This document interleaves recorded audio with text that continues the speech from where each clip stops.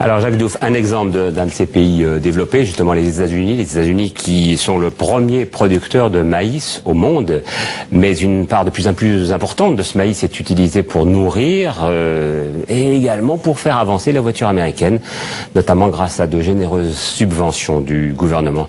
Nous retrouvons Gilles Boulot et Tristan Dessert. Du maïs à l'infini. Les derniers bosquets ont été rasés il y a quelques mois pour faire place nette. En un an, les États-Unis, déjà premiers producteurs mondiaux de maïs, ont semé 5 millions d'hectares supplémentaires, l'équivalent de la surface de la Suisse. Dans les plaines du Minnesota, les granges ont été remplacées par des distilleries.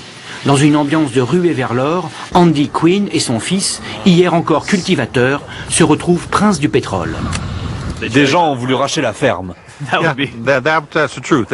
Et d'autres sont venus racheter la distillerie. On préfère attendre, dans 4 ou 5 ans ce sera le jackpot. On pourra gagner beaucoup d'argent. Pour faire rouler leurs limousines et leurs 4x4 qui consomment plus de 20 litres au 100, les Américains ont donc réinventé la pierre philosophale capable de transformer le plomb en or, ou plus précisément le maïs en éthanol. Les distilleries géantes tournent 24 heures sur 24, mais ne suffisent déjà plus à satisfaire la demande.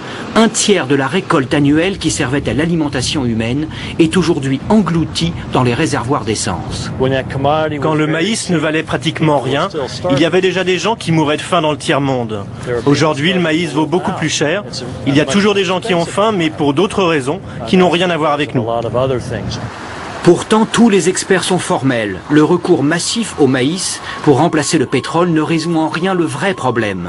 Les Américains consomment toujours un quart de l'énergie produite dans le monde. La quantité de maïs qu'il faut pour remplir le réservoir d'essence d'un 4x4 suffirait à nourrir un homme pendant un an.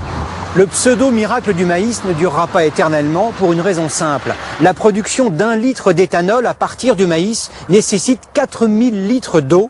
Toutes les nappes phréatiques des États-Unis n'y suffiront pas.